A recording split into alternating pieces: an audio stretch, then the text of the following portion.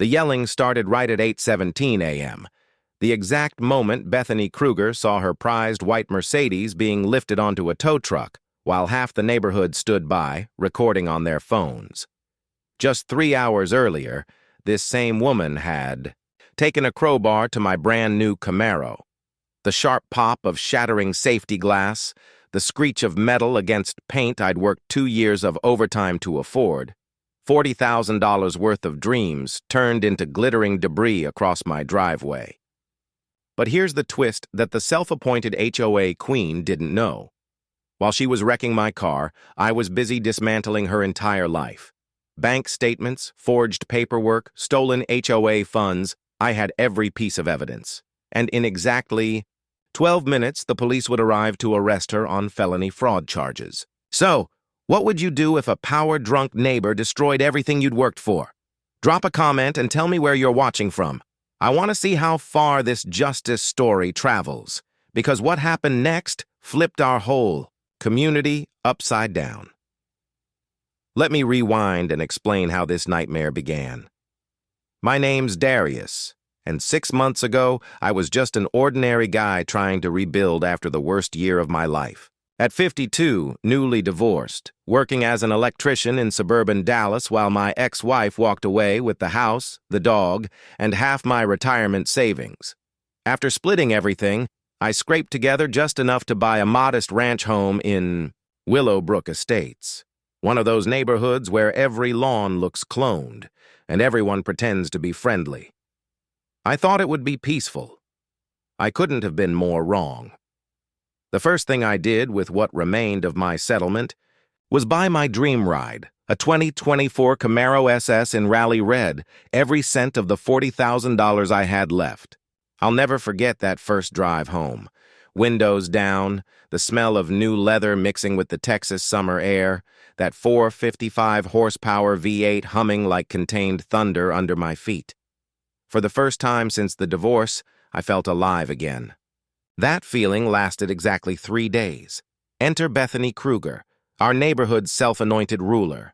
Imagine a woman straight out of a suburban mom factory, a perfectly frozen blonde bob that never moved, business casual outfits likely worth more than my monthly mortgage, and a white Mercedes C-Class she worshipped like a relic. Her mansion-sized house sat at the end of the cul-de-sac like a monument to herself, fronted by a lawn so manicured it could have been installed by obsessive robots. Bethany had been HOA president for 6 years and ran the place like her own private fiefdom. The harassment started immediately. Day 4 in my new home, I opened my mailbox to find a citation. My black mailbox, apparently, didn't fit the aesthetic harmony and had to be replaced with a brown one. Cost me $89 for the same piece of metal. Then came the endless lawn violations. Every Tuesday morning, without fail, a folded paper slapped into my mailbox. Grass 3/4 of an inch too tall, $25 fine. Oil spots from my work truck, $50 fine. Garden hose left out, another $25. Each time I caught her silhouette in the kitchen window, arms folded, wearing that smug little smile, the bitterness in my gut grew sharper. But when she went after my Camaro, the real war began. "That vehicle does not meet our community's standards," she declared at my first HOA meeting, her tone carrying the weight of someone who'd never been told no. The room smelled of stale coffee and industrial disinfectant, buzzing fluorescent lights overhead. She sat at a folding table like a judge passing sentence, flanked by 4 board members, suburban drones who nodded in sync with everything she said. "We have certain aesthetic expectations in Willowbrook Estates," she went on, her icy blue gaze locked on me. "Sports cars send the wrong image." Wrong image? My legally parked car in my own driveway was suddenly offensive to her fragile sense of order. The citation she slapped down came with a $200 fine and a threat to file a lien on my property if I didn't fix the issue. That night, I stayed up until 3 a.m., poring over every single page of the HOA covenants, my coffee, going cold as I cross-referenced parking rules. Going through the HOA regulations with their enforcement clauses made my blood run hot. Bethany had been cherry-picking rules that didn't even exist in the official documents. Armed with this discovery, I returned to the next meeting. The room felt tighter, charged with the heavy silence before a storm. I laid out my findings with calm precision, proving how her citations violated the HOA's own bylaws. Bethany listened like a predator eyeing wounded prey. When I finished, she leaned back and said the words that shifted everything. "Some people just don't understand rules are here for a reason, Darius. Maybe you'd be happier in a different neighborhood." The unspoken undertone hung in the air like smoke. The board voted 4-1 to keep every citation. That's when I realized this wasn't about cars or aesthetics. It was about control and making sure the new guy knew his place. Bethany had just picked the wrong person to mess with. A week later, I walked out to my driveway and my stomach dropped. Deep, deliberate scratches ran the length of my Camaro's driver's side. Jagged marks cut straight through the paint to the bare metal like red skin torn open. The morning air should have carried the smell of honeysuckle from my neighbor's yard, but all I tasted was bitterness and rage. Whoever did this had used a sharp tool, key, screwdriver, and dragged it from headlight to tail light with careful precision. This wasn't random, it was personal. I called the police, doing my best to keep my voice steady while Officer Martinez filled out his report with all the enthusiasm of a man writing a parking ticket. "Probably kids," he shrugged. But the surgical neatness of the damage told a different story. The repair estimate? $12,800. And my deductible wouldn't cover it. Bethany had made her first big mistake. She underestimated a divorced electrician with nothing left to lose, 20 years of problem-solving experience, and too much free time. That evening, while installing security lighting for a client across town, I got a text from my elderly next-door neighbor, Martha Hensley. 73, widowed, and sharper than anyone gave her credit for. "Can you come over?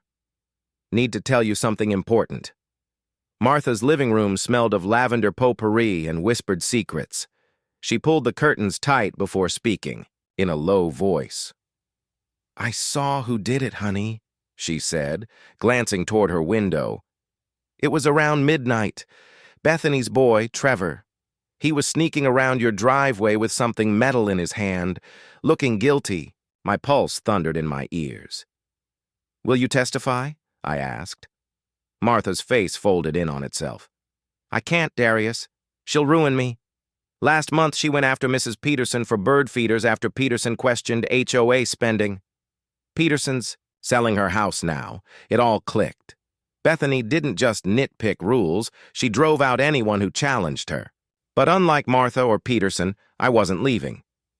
While Bethany probably thought she'd scared me silent, I was already building my counterattack. 20 years of electrical work teaches you this. When someone cuts your power, you don't just fix it. You upgrade the whole system. The next morning, I bought the best dashcam setup on the market. Front and rear, motion-activated, night vision, cloud storage. Perfectly legal in Texas if you avoid pointing into windows. My divorce lawyer had drilled it into me. Document. Everything, Darius. Your word means nothing without proof. That weekend, I wired the system with the same precision I used for commercial jobs. Each hidden camera covered my driveway in crystal-clear 4K. It felt like loading ammo for the fight. Ahead, Bethany's response came like clockwork Monday morning. A code enforcement officer with the last name Kruger, likely a relative, knocked on my door. "Got a complaint about surveillance equipment violating neighbor privacy," he said flatly. I showed him the setup. All on my land, aimed only at my vehicles, no violations. But his parting words, "I'll be monitoring the situation," were code for "I'll be back when Bethany tells me to." That afternoon, Martha called again, her voice trembling. 3 other families moved in the past 2 years after she targeted them: the Hendersons, the Washingtons, and that young couple with the baby. Same playbook every time. Tiny violations, anonymous complaints, insurance trouble, push back, and she grinds you down until you sell. Then came the bombshell. The old treasurer, Edgar Williams, tried questioning expenses before he left. She buried him in fake violations. My brain made the connection. Bethany wasn't just drunk. On power, she was hiding something big, and Edgar might hold the proof. That night, I organized my evidence in the garage, unaware that my new cameras were about to record a game changer. 3 nights later, my phone buzzed at 2:17 a.m. Motion alert. Expecting a raccoon, I opened the live feed and froze. There, crouched by my Camaro, was Bethany herself, not her son, not a random vandal. The HOA president, in a $200 athleisure outfit, methodically dragging a landscaping edger along my rear quarter panel. Her gaudy wedding ring caught the light as she worked, smiling while she destroyed thousands in custom paint. Every part of me wanted to storm outside, but my lawyer's voice echoed in my head. Stay calm. Let them hang themselves. So I kept recording, watching her commit a felony with the precision of a pro. The footage was gold, but I knew the local cops wouldn't touch her without overwhelming proof. The next day, her next move arrived by certified mail. Emergency violation notice. Unauthorized exhaust system. Must return to factory specs or remove vehicle within 48 hours. Failure to comply will result in immediate towing and fees. She was trying to take my car on paper after failing to destroy it physically. But what she didn't know was that I was about to uncover the one piece of evidence that would end her reign entirely. That evening, Martha showed up at my door. There's someone you need to meet, she whispered. Edgar Williams is back, and he's been waiting for you. We met Edgar in a dim coffee shop outside town. He looked worn down by years of carrying secrets. She didn't just take from the community, he said, sliding a thick manila folder across the table. The stack of paperwork Edgar slid across the sticky cafe table could have choked a horse. Bethany Kruger had been running a full-scale embezzlement scheme for 3 years, fake invoices, shell companies, and equipment orders that never existed. At least $45,000 had vanished. My stomach turned to ice as Edgar spread the proof in front of me. Bank statements, forged contractor bills, payments to businesses that only existed on paper. The most damning piece? A business registration for Willowbrook Maintenance Solutions, filed under her maiden name, Bethany Morrison, using her home address as the headquarters. Every month, $500 to $2,000 funneled into this fake company through landscaping contracts, payments that just happened to match her Mercedes installments. She'd been funding her lifestyle with stolen HOA money while crushing anyone who dared question her. Then came the twist that lit my fuse. Edgar had already tried to blow the whistle. Police reports, state attorney general, even local news. That's when his own harassment campaign began. Emergency $30,000 roof repairs from her inspectors, anonymous insurance reports that got his homeowner's policy canceled. She was running a criminal empire from her HOA throne, using the rules as weapons to protect her income. But this time, she'd made one fatal error, targeting someone with nothing to lose and the skills to document everything. Edgar pushed the thick folder toward me. I kept copies of everything, bank records, fake invoices, emails with contractors who never set foot here. I've been waiting 3 years for someone strong enough to finish this. That night, I spread the documents across my kitchen table under the harsh light, the pages whispering promises of justice. Bethany had built a perfect little suburban crime ring, and she'd just handed me the keys to bring it all down. Tomorrow morning, she expected me to roll over and give up my car. Instead, my cameras would record the moment her entire empire collapsed. I set 3 alarms for 6 a.m. and slept smiling for the first time in months. The next day broke with crisp October air, the kind that smells like burning leaves and payback. I sipped black coffee on my porch, steam curling from the mug like incense to the gods of revenge. That's when Officer Rodriguez's patrol car rolled into my driveway. Rodriguez was mid-30s, decent enough, the type who actually listened before talking. He photographed the fresh gouges in my Camaro as I handed him printouts of the security footage. Crystal-clear shots of Bethany crouched at 2:17 a.m., ring flashing under the streetlight as she carved into my car with a community landscaping tool. Rodriguez gave a low whistle. This is solid, but here's reality. Property damage between neighbors rarely gets prosecuted unless it's extreme. The DA sees this as a civil matter. Before I could respond, the sharp clack of designer heels on pavement announced the arrival of our neighborhood's reigning queen of manipulation. Bethany appeared in a cream business suit worth more than most people's rent, clutching a leather portfolio. "Officer Rodriguez, thank goodness you're here," she said, one manicured hand to her throat like she was on stage.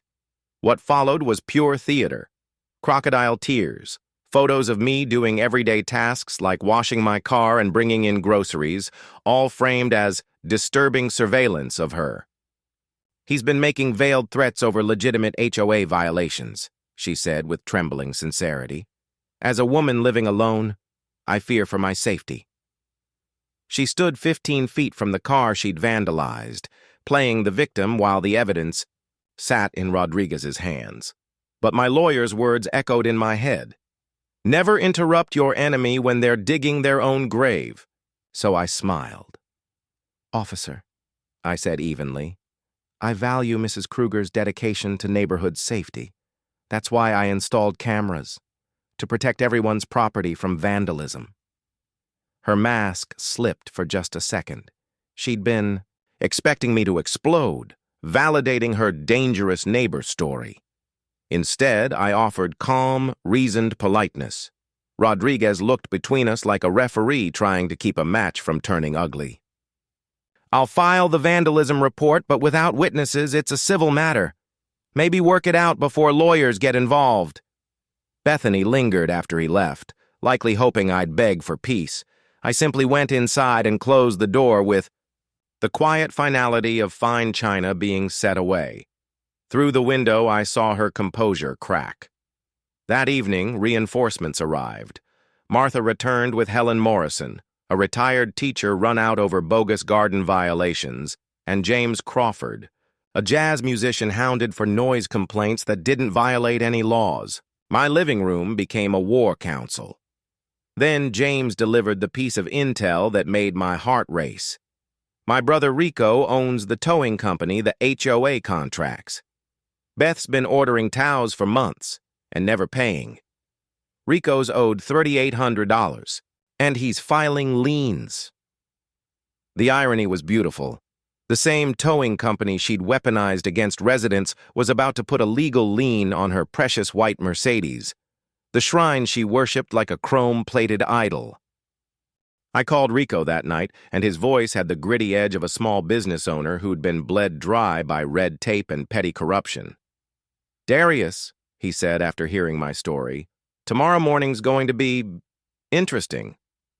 We agreed to meet at 7 a.m. Bethany's so-called deadline hit at 8 sharp, and she was fully expecting to find my Camaro gone when she came for her little victory stroll. Instead, she was about to discover that sometimes the person who thinks they've won ends up losing everything they value. The next morning, Rico Crawford showed up at my door holding a banker's box that looked like it should be kept in a locked vault. He was built like a bulldog, with hands that could probably rebuild an engine bare-knuckled and eyes that had seen enough corporate backroom deals to power a generator. "Your HOA president's about to have the worst day of her life," Rico announced, setting the box on my table like a prosecutor placing Exhibit A at trial. "But first you need to see just how deep this mess goes." What he pulled out made my coffee taste like betrayal. Invoice after invoice for legitimate towing work his company had actually done. Each one signed with Bethany's unmistakable signature. The amounts weren't huge on their own, but together they painted a picture of steady, deliberate theft, $3,647 in unpaid bills over the last year and a half. Here's where it gets good, Rico said with the grim satisfaction of a detective, closing in on the truth. I started wondering why she kept making promises to pay but never did. So I dug into your HOA's financial records. He slapped down another stack of papers that made my blood pressure spike. Every month, your HOA cuts checks to Crawford Towing for those exact amounts. But I never see the money. The realization hit hard. Someone else had been cashing those checks. Meet Crawford Towing Solutions, Rico continued, producing registration documents, filed 6 months after Bethany became president. Registered under the name Rebecca Morrison, her sister, using a P.O. box in the next county. She's been hijacking my company's good name to siphon money from your community while stiffing me on real bills. And Rico wasn't done. He laid out bank statements that could have doubled as a how-to manual for white-collar crime hidden under the banner of community management. Edgar had been right about missing funds, but he'd underestimated the scope by a mile. We weren't talking 30 grand. This was over $75,000 gone in 3 years. The paper trail showed phantom landscaping jobs, bogus security contracts, equipment purchases that never existed, and steady payments to a sham company called Willowbrook Property Management. Nothing more than a funnel into Bethany's personal accounts. But the detail that made my hands shake with anger was next. Remember the mysteriously dropped insurance policies? Martha's canceled coverage? Helen's sudden foundation issues? Edgar's roof problems that contractors swore were fake? Rico lowered his voice, making it more chilling than a shout. She's been filing false insurance claims against neighbors who push back, using her real estate license to pressure companies into cutting their coverage. He produced a folder labeled Insurance Fraud Documentation. Inside were emails, fake safety reports, forged inspection notes, and carefully orchestrated campaigns to financially cripple anyone who dared challenge her. She's been weaponizing every part of the local system, insurance companies, code enforcement, contractor networks, to wipe out opposition, Rico said, his anger tightly controlled. This wasn't just theft. Bethany had built an operation designed to destroy lives to protect her income. The car payments, the home upgrades, her kids' private school tuition, even the country club fees, all funded with money stolen from the people she was supposed to represent. I was staring at evidence that could send someone away for decades: fraud, embezzlement, racketeering, conspiracy. She'd crafted the perfect suburban crime syndicate, wrapped in manicured lawns and HOA fine print. So, what's the move? Rico asked, eyes gleaming like someone about to settle a very old score. I looked over the mountain of documents and felt a cold, sharp resolve take root. We're going to end her reign in front of the whole neighborhood and make sure she never hurts anyone again. My garage became a war room that would make a spy agency proud. The concrete was icy beneath my knees as I moved between stations of evidence. Edgar's financial records lined my workbench, Rico's invoices plastered my tool cabinets, and the insurance fraud files pinned across a corkboard like the timeline of a criminal empire. The air smelled of motor oil, copier toner, and a metallic hint of justice about to be served. Martha arrived at dawn with coffee strong enough to wake the dead, her face set with the determination of someone who'd finally found her voice. I called every household she's targeted, she said, settling into a chair like a resistance leader. 15 families will testify. People aren't just mad anymore, Darius. They're out for blood. Edgar followed, carrying a briefcase, stuffed with 3 years of evidence he'd once been too scared to use. His hand still trembled, but his voice had steel in it. I brought everything. Bank records, canceled checks, letters from state investigators who ignored me because Bethany had pull. And then, right on time at 7 a.m., our secret weapon arrived. Attorney Sarah Kim, stepping out of a sleek BMW. A relentless legal powerhouse, known for dismantling corrupt HOAs before breakfast, had arrived. Sarah Kim drove in from Dallas after Rico's urgent call, her first words making me grin. "This is the most airtight HOA fraud case I've ever seen." She wasn't aiming for small civil claims. This was federal racketeering territory. Her briefcase carried enough legal firepower to sink a city. Spreading documents across my workbench, she outlined exactly how Bethany's empire would crumble. Fraudulent liens could be erased immediately under Texas Property Code Section 51. But when HOA officials commit mail fraud, sending falsified invoices through the postal system, we're talking federal felonies with decades in prison on the table. The strategy felt like watching a general map out the siege of Troy. We'd strike from multiple fronts: criminal charges with federal prosecutors, civil suits demanding triple damages, licensing complaints to end her real estate career, and media exposure for maximum public accountability. Bethany wouldn't have time to destroy records or skip town. Rico had converted a garage corner into a surveillance command post, 4K cameras, directional mics, even a drone for aerial footage. "Insurance requires video proof for disputed TOWs," he explained, adjusting settings like a Hollywood director. Every second tomorrow would be filmed in broadcast quality with synced audio. My electrical background meant I knew Texas is a single-party consent state, so I could legally record without Bethany knowing. We placed backups across the neighborhood, streamed to the cloud, and kept copies in 3 states to prevent tampering. Edgar had transformed from nervous victim to sharp forensic accountant, teaching me financial audit tactics every homeowner should know. Reserve funds must legally be used only for capital projects or emergencies, he explained, showing me the statutes.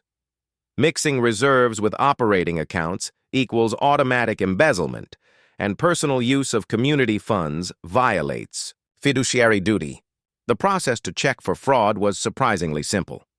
Homeowners can request quarterly reports, demand receipts, and ensure meetings follow notice laws.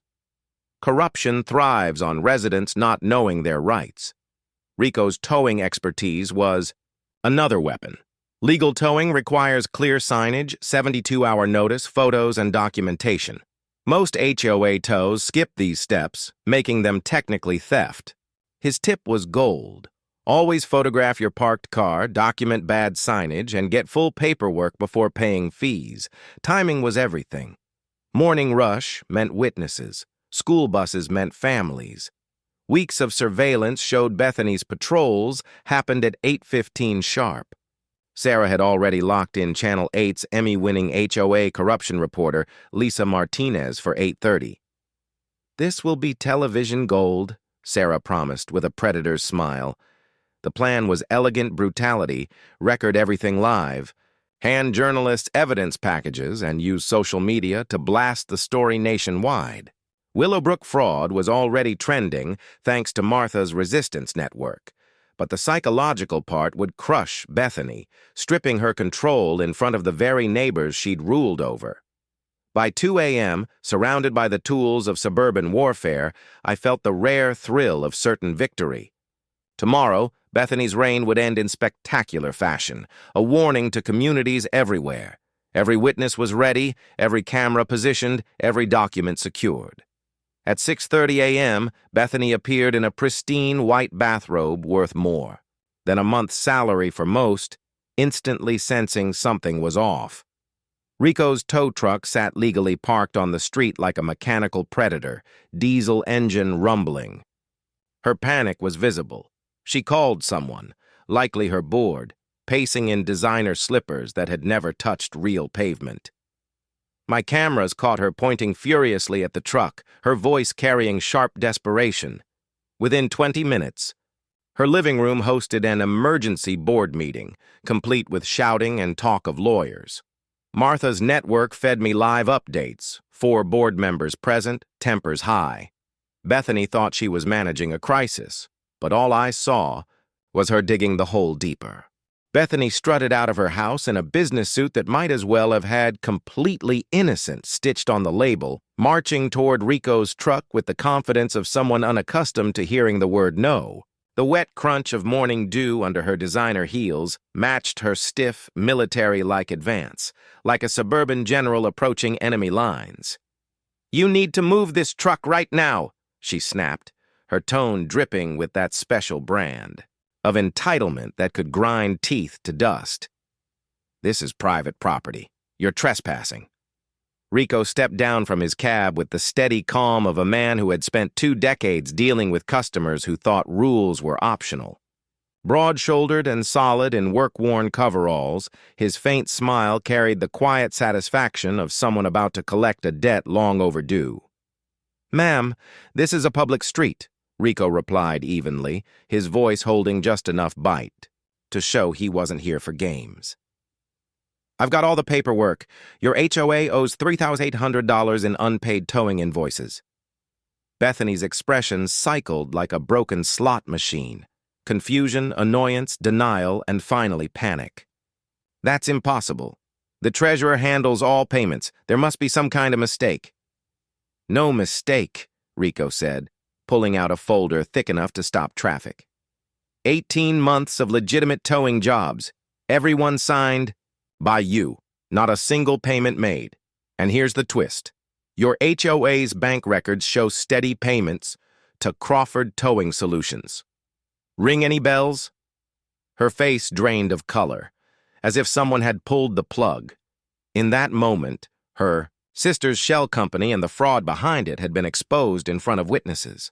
I could almost hear her running mental math on just how many laws she'd trampled. The air turned sharp with tension, and that's when Officer Rodriguez arrived, no doubt in response to Bethany's frantic call. He stepped from his cruiser, with the weary look of a man who had been to this address before. In fact, just yesterday for a vandalism complaint. "Morning, folks," Rodriguez said in a steady, neutral tone. "Got a call about a disturbance. What's going on?" Bethany shifted into victim mode with the smoothness of someone who'd done it before. "Officer, this man is harassing me and blocking my property. I've told him to leave, but now he's making threats about money we don't owe." Rico's answer was pure, methodical precision. He handed over a neatly organized packet. Unpaid invoices bearing Bethany's signature, bank statements pointing to a fake company, and correspondence tying it all together. "Officer, these are 18 months of unpaid bills and proof of fraud," he said plainly. Rodriguez scanned the documents, his interest sharpening with each page, while Bethany's polished composure began to fracture like a porcelain vase. Then the hammer fell. Martha emerged from her home with a thick manila envelope, followed by Edgar and 3 other neighbors who had been silent victims for years. They approached as a unified front, and the look in Bethany's eyes was pure dread. "Officer Rodriguez," Martha said firmly, "we have more evidence, financial misconduct you'll want to see. Inside were records of insurance fraud, targeted harassment, and embezzlement. Serious crimes that made Rico's unpaid invoices look like loose change." Rodriguez's face shifted from casual enforcement to full criminal investigator. Bethany stood frozen in her driveway, watching, her carefully crafted reign crumble under the weight of her own actions. For the first time, the predator was cornered. And the best part? We weren't even close to done. By 7:45 a.m., our quiet street felt like a battleground. Diesel fumes, tension thick in the air, and the sharp, satisfying scent of justice finally being served. Bethany, suit wrinkled and face pale, stood in the center of the storm, grasping for her next move, a frantic speed dial to anyone who could still protect her. What she clearly assumed would be her ultimate escape route came next. "Mayor Davidson, this is Bethany Kruger from Willowbrook Estates. I need you to step in immediately to prevent this media frenzy from damaging our neighborhood's good name." Even from 30 feet away, we could hear the mayor's aide deliver what amounted to political last rites, a courteous but unwavering statement that the mayor's office did not involve itself in private HOA disputes. When Bethany ended the call, her complexion had taken on the pallor of spoiled cottage cheese, and her hands trembled like a suburban ruler suddenly deprived of power. But Bethany was nothing if not inventively ruthless in her desperation. She faced Officer Rodriguez with the outrage of someone unaccustomed to hearing no from anyone influential. "Officer, you should understand that certain city officials have special understandings with our association. This harassment could carry serious political repercussions for everyone involved." The unspoken threat hung in the morning air, like the acrid scent of burning sulfur. Rodriguez's professional patience shifted to visible disgust.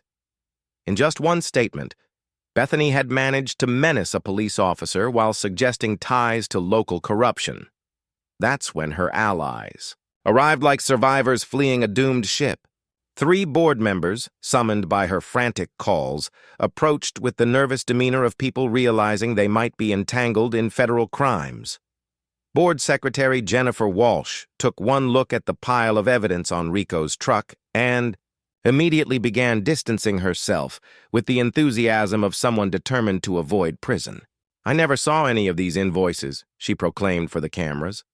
"Bethany always claimed the treasurer made all financial choices independently." Board member Tom Rodriguez proved even less loyal. "We were told these were routine.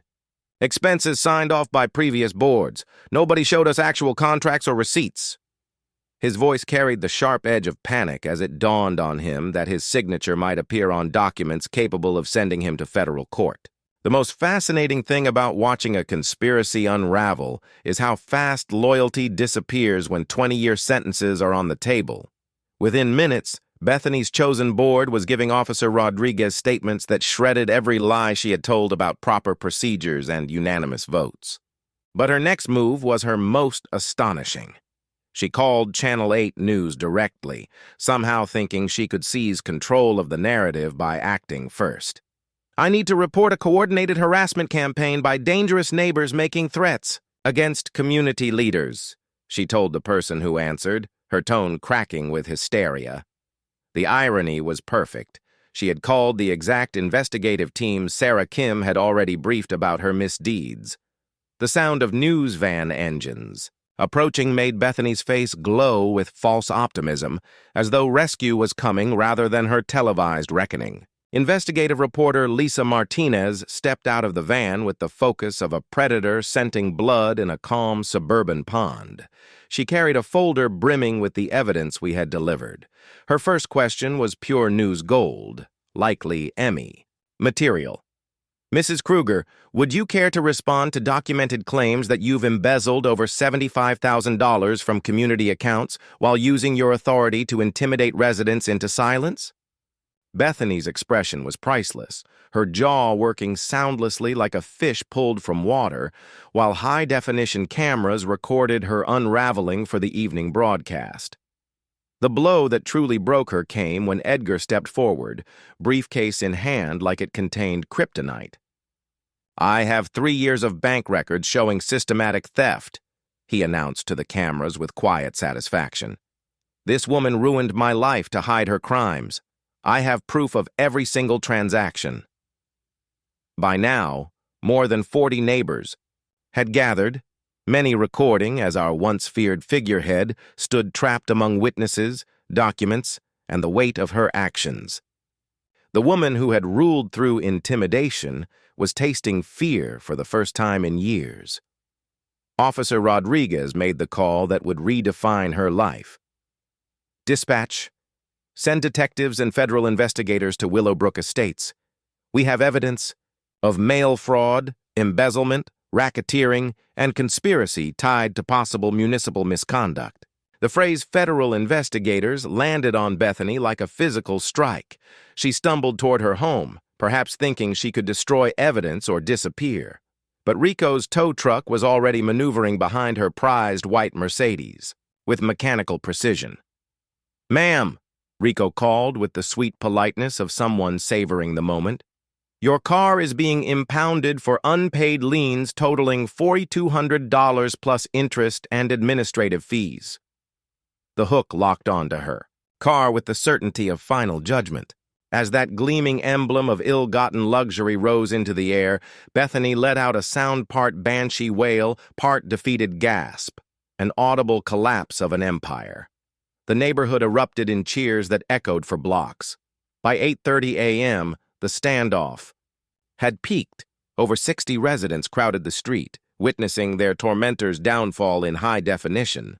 News crews, diesel engines, and the hum of long-awaited justice filled the air. Children pressed against bus windows as parents filmed a scene destined for internet infamy. Bethany stood cornered on her porch, designer suit creased and damp with nervous sweat no perfume could disguise. The queen of manicured lawns and legal intimidation was about to face her reckoning before those she had wronged. Federal agents arrived in unmarked cars, followed by county prosecutors looped in through Sarah Kim's contacts. The sight of official badges made several board members request attorneys, while Bethany's face cycled through every stage of despair in rapid succession. Then came her last attempt to seize control. She grabbed a Channel 8 microphone and climbed, her porch railing like a desperate politician in free fall.